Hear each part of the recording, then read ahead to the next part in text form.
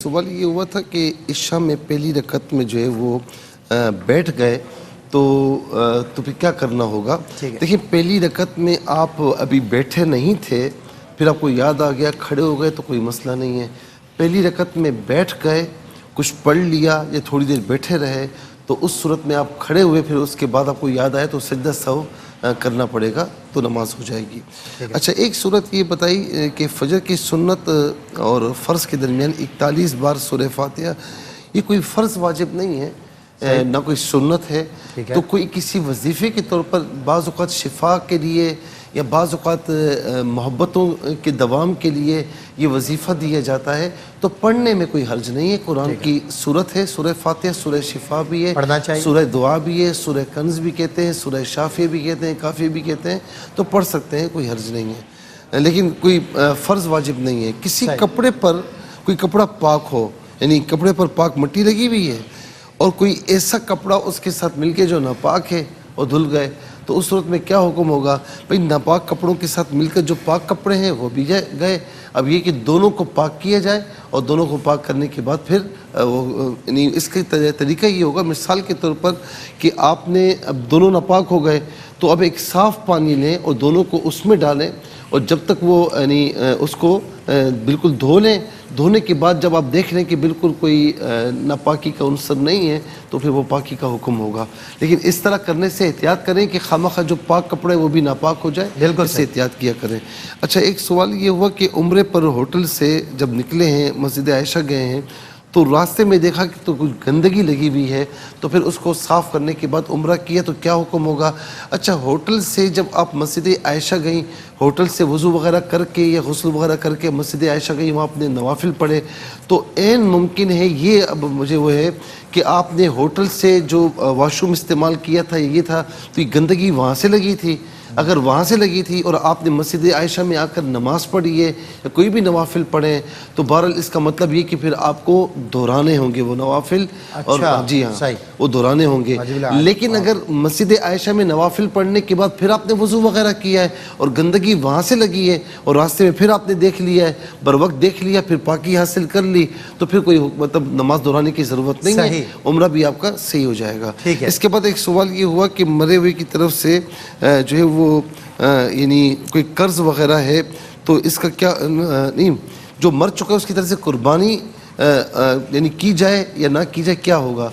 देखिए, जो मरहुमीन हैं उनकी तरफ से कुर्बानी करना अच्छी बात है, करनी चाहिए, गुंजाइश हो। गुंजाइश सही नहीं है तो नहीं करते तो कोई ऐसी बात नहीं। हुजूर नबी करीम सल्लल्लाहु ताला अलैहि वसल्लम अपनी तमाम उम्मत की तरफ से भी कुर्बानी फरमाया करते थे, तो लिहाजा जो इंतकाल कर चुके हैं तो उनकी तरफ से कुर्बानी करना अच्छी बात है। ये भी कर सकते हैं कि सारे मरहुमीन को उनकी तरफ से एक ही जो है वो कुर्बानी कर लें, ये भी हो सकता है। सही, लेकिन कोई फ़र्ज़ वाजिब नहीं है। एक सवाल ये हुआ कि ज़ोहर के फ़र्ज़ पढ़े सुन्नतें छोड़ दी तो फिर कब पढ़ी जाए। देखिए, सुन्नतें बहरहाल मुक़द्दा हो गैर मुक़द्दा छोड़ दी हैं तो फिर उनकी क़ज़ा नहीं होती, तो बहरहाल लेकिन इसका तो एक वो भी है कि फ़र्ज़ आपने पढ़े और सुन्नत क़ब्लिया जो 4 थी वो आपने छोड़ दी, तो अब ये फ़र्ज़ पढ़ने के बाद कब पढ़ेंगे। अब 2 सुन्नत पढ़ने के बाद फिर आखिर में ये 4 सुन्नतें जो रह गई हैं वो पढ़ेंगे। अच्छा, एतिकाफ़ औरतों को कहाँ करना चाहिए।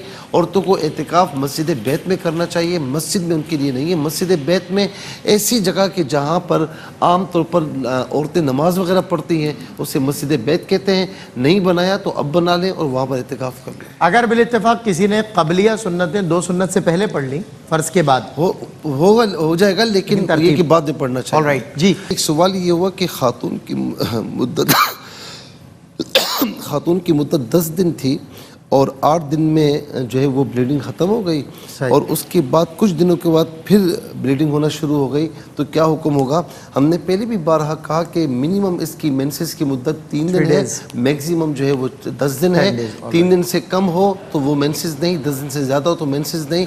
तो अब ये गौर कर लें कि पहले इनकी जो है वो मुद्दत 10 दिन थी, फिर 8 दिन हुई, तो تو کسی بیماری کی وجہ سے ہوئی کیا ہوئی، اور اگر کلر یعنی 10 دن سے زیادہ اگر ہو جائے تو وہ تو کسی حال میں مینسز نہیں ہوتے، وہ تو بیماری ہے، تو آپ پاکی حاصل کر کے اپنی نماز وغیرہ کو ادا کریں۔ پھر اس کے بعد جو ہے وہ کہتے ہیں کہ پلاٹ بیچنے کے لیے لیا تھا تو اس کی پروفٹ پر ہوگی یا ٹوٹل رقم پر زکوٰۃ ہوگی؟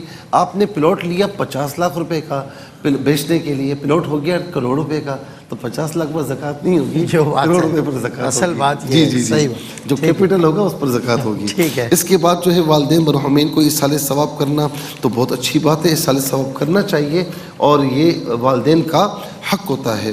پھر اس کے بعد جو ہے وہ کہتے ہیں کہ خواتین کا جمعے کے دن سات و تسبیح پڑھنا، سات و تسبیح پڑھنے کی بڑی فضیلت ہے۔ حضور نبی کریم علیہ السلام نے فرمایا کہ جس نے ایک دن پڑھی تو اس کے لیے مغفرت کی نوید ہے، تو پڑھنی چاہیے، لیکن خواتین کو علیحدہ علیحدہ کسی بھی جگہ پر ہو تو علیحدہ علیحدہ اپنی اپنی پڑھنی چاہیے۔ پھر اس کے بعد ایک سوال ہوا کہ احتلام ہونے سے روزے کا حکم کیا ہوگا؟ احتلام ہونے سے روزہ فاسد نہیں ہوگا، روزہ اپنی جگہ موجود ہوگا، لیکن کسی کو احتلام اگر ہوا ہے تو جتنا جلدی ہو سکے تو وہ اپنے یعنی غسل وغیرہ کر لے، کیونکہ جس گھر میں جنبی ہو تو وہاں رحمت کے فرشتے نہیں آتے، تو جلدی کرنی چاہیے، لیکن روزے پر کوئی اثر نہیں پڑے گا۔ خودکشی سے مر جائے تو اس کو کیا ایصال ثواب کر سکتے ہیں؟ خودکشی کی بڑی وعیدات آئی ہیں اور اس کی یعنی احادیث کریمہ بھی ہیں، قرآن کریم میں بھی ہے کہ اپنے آپ کو ہلاکت میں نہ ڈالو، لیکن اس کے باوجود خودکشی کرنے والا بہرحال مسلمان ہے اور اس کے لیے دعائے مغفرت اور ایصال ثواب کیا جا سکتا ہے۔ بالکل ٹھیک۔ اچھا، اسی طریقے سے دوران روزہ مینسز ہو جائیں تو مثال کے طور پر کوئی بھی روزہ ہو اور اس میں مینسز ہو گئے تو روزہ تو ختم ہو گیا، علماء فرماتے ہیں کہ کسی کے سامنے کھانا پینا نہ کرے، تاکہ لحاظ اور آداب، بڑی اچھی بات۔ اس کے بعد جو ہے وہ وطر قضا ہو جائے تو کیا حکم ہے؟ وطر واجب ہے، قضا ہوں گے تو آپ کو اس کی قضا کرنی ہوگی، پڑھنے ہوں گے، کسی وقت بھی پڑھ سکتے ہیں۔ اچھا، گھر میں بلی پالی ہے تو یہ بلی آپ نے پالی ہے، بال ہیں، تو اس میں کوئی شرعی مسئلہ نہیں ہے، لیکن اگر کوئی ڈاکٹر یعنی طبی حوالے سے کوئی اگر مسئلہ اس میں ہے تو وہ آپ خود غور فرمائیں، جیسے کہ چھوٹے بچے اس کے بال جی ہاں جی نقصان ہوتا ہے تو وہ آپ خود غور فرمائیں، شرعی طور پر کوئی ایسا مسئلہ نہیں ہے۔ اور اس کے علاوہ ایک سوال یہ ہوا کہ تراویح کی نیت، اچھا فرض میں اللہ کی نیت، سنت میں رسول کی نیت نہیں، ہر چیز میں اللہ کی نیت ہوتی ہے۔ فرض کی نیت یہ ہوتی ہے کہ میں نیت کرتا ہوں 2 رکعت یا 4 رکعت یا 3 رکعت فرض جو ہے وہ واسطے اللہ تعالیٰ کے، وہ میرا خانہ کعبہ شریف ہے۔ سنت کے لیے نیت کرتے ہیں کہ 2 رکعت یا 4 رکعت کی میں سنت کی نیت کرتا ہوں، سنت رسول اللہ کی واسطے اللہ تعالیٰ کے، اس میں یہ کہہ سکتے ہیں کہ سنت رسول اللہ کی واسطے اللہ تعالیٰ کے۔